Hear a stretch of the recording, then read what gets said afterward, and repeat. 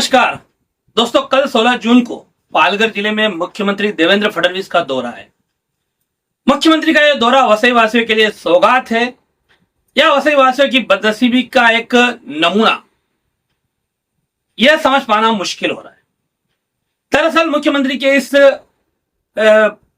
दौरे में कुछ कार्यक्रम है पालघर के मनोर में, वसई के वसई फाटा में, साथ ही साथ वसई के पार्वती क्रॉस, वहां पर विधायक श्रीमती स्नेहा दुबे पंडित के कार्यालय का उद्घाटन भी है।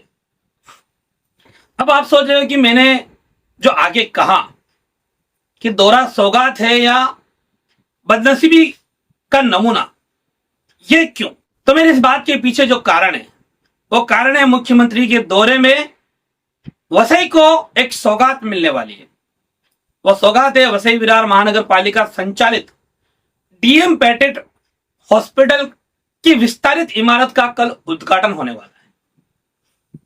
तो यह सौगात मिलने वाली है, लेकिन यही सौगात मुख्यमंत्री के दौरे के कार्यक्रम को देखते हुए वसई वासियों की बदनसीबी दिखाई दे रही है।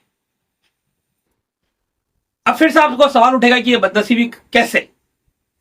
तो आपको बता दूं, मुख्यमंत्री का कार्यक्रम शेड्यूल बहुत बिजी है और मुख्यमंत्री सुबह मनोर में आएंगे, वहां से फिर वसई फाटा में आएंगे 1:40 पर, और उसके बाद वो वसई फाटा से वसई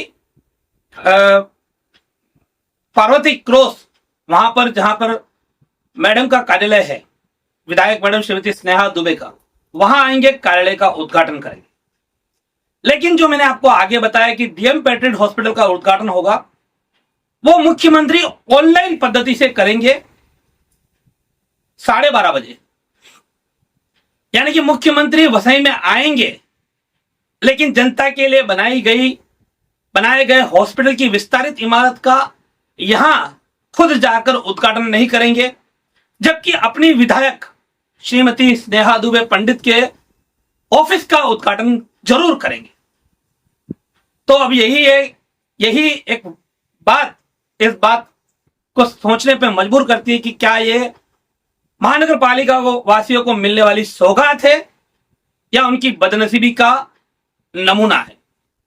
मुख्यमंत्री के पास जब अपनी विधायक के ऑफिस का उद्घाटन करने का समय है, तो उनके पास महानगर पालिका द्वारा बनवाई गई विस्तारित की गई इमारत के उद्घाटन का समय क्यों नहीं है? एक सवाल बड़ा है। अब इसके पीछे जवाब है, तो इसके पीछे जवाब अगर हम ढूंढने जाएंगे तो हो सकता है कि जो वादा सरकार ने किया था पिछले चुनाव के समय, उसके पहले, कि वसई विरार को एक बड़ा अस्पताल मुहैया करवाया जाएगा, और आचोले में उस अस्पताल को लेकर अस्पताल की नींव भी डाली जा चुकी थी, लेकिन किन्हीं कारणोंवश वह अस्पताल फिलहाल बंद डब्बे में है और उस पर कोई प्रोग्रेस नहीं है।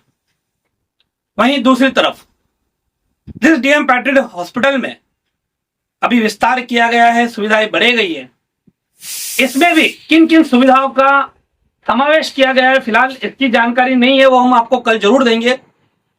लेकिन अब तक डीएम पैट्रियट सबसे बड़ा हॉस्पिटल है और वहां पर कई चीजें, बर्निंग यूनिट और कई फैसिलिटी वहां पर अवेलेबल नहीं है।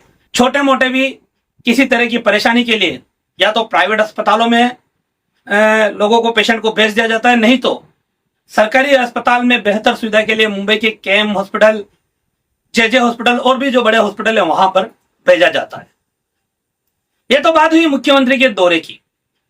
अब वसई विरार की जो मेडिकल सुविधाएं हैं उसकी बात करें तो मेडिकल विभाग, वसई विरार महानगर पालिका का मेडिकल विभाग इस समय बहुत चर्चा में है।